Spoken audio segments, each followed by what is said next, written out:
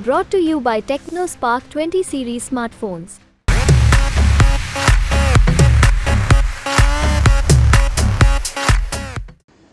नमस्कार। Bhojpuri power star Pawan Singh पर BJP ने कार्रवाई तो की, लेकिन देरी से की। ये कार्रवाई पहले हो जानी चाहिए, क्योंकि संदेश कुछ गलत जा रहा था। संदेश इस मायने में गलत जा रहा था कि काराकाट में एनडीए के उम्मीदवार हैं उपेंद्र कुशवाहा, और उनके खिलाफ पवन सिंह ने निर्दलीय उम्मीदवार के तौर पर ताल ठोकी। उपेंद्र कुशवाहा चूंकि एनडीए गठबंधन के एक प्रोमिनेंट नेता भी हैं और उम्मीदवार भी हैं, निश्चित तौर पर कार्रवाई नहीं होने से यह संदेश जा रहा था कि कहीं ना कहीं इसके पीछे बीजेपी की शह तो नहीं है। और कई जगह जहां पर चुनाव हो चुके हैं वहां भी इस तरह के संदेश प्रचारित हो रहे थे। खासतौर पर मैंने देखा कि सीतामढ़ी में, क्योंकि सीतामढ़ी क्षेत्र रहा है उपेंद्र कुशवाहा का, उनका काफी प्रभाव है वहां पर, और वहां के लोगों से बातचीत करने से ये पता चला कि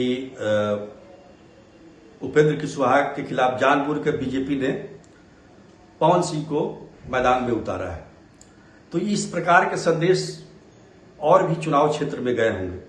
सीतामढ़ी में हालांकि चुनाव संपन्न हो चुका है, पर आगे इसका नुकसान ना हो, इसको देखते हुए बीजेपी को यह फैसला करना पड़ा। लेकिन ये पहले कर लेती तो ज्यादा अच्छा होता। पवन सिंह हमेशा से चुनाव लड़ना चाहते थे बीजेपी के टिकट पर। पहले उन्होंने आरा के लिए ट्राई किया था, आरा संसदीय क्षेत्र से, लेकिन वहां पर आरके सिंह उम्मीदवार हैं बीजेपी के, तो वहां उनकी बात बनी नहीं। तब बीजेपी ने उनको आसनसोल का टिकट दिया, आसनसोल पश्चिम बंगाल। काफी खुश भी हुए, लेकिन अगले दिन खबर आई कि उन्होंने टिकट लौटा दिया। अब लौटा दिया कि लौटाना पड़ा, यह भी है, एक बात है।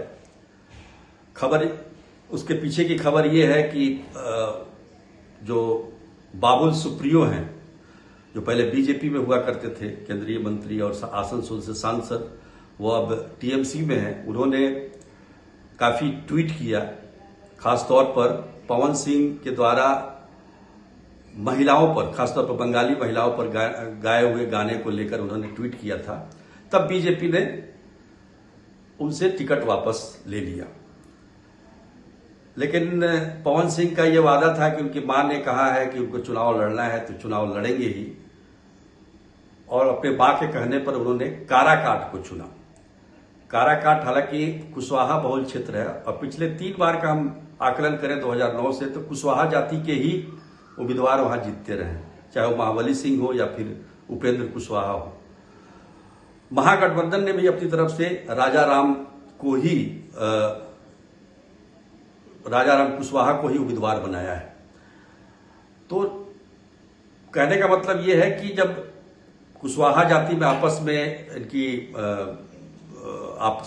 आपस में आमने सामने की टक्कर है, तो वोट बंटना भी तय है, उसमें कोई दो राय नहीं है।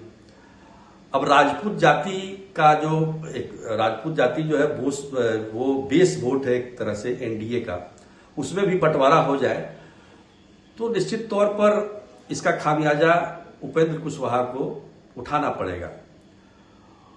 इसको देखते हुए और तमाम तरह की जो बातें चल रही थी उसको देखते हुए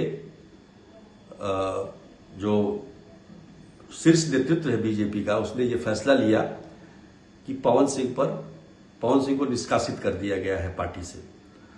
तो निश्चित तौर पर यह फैसला सही है, खासतौर पर गठबंधन के घटक दलों में विश्वास जगाने के लिए।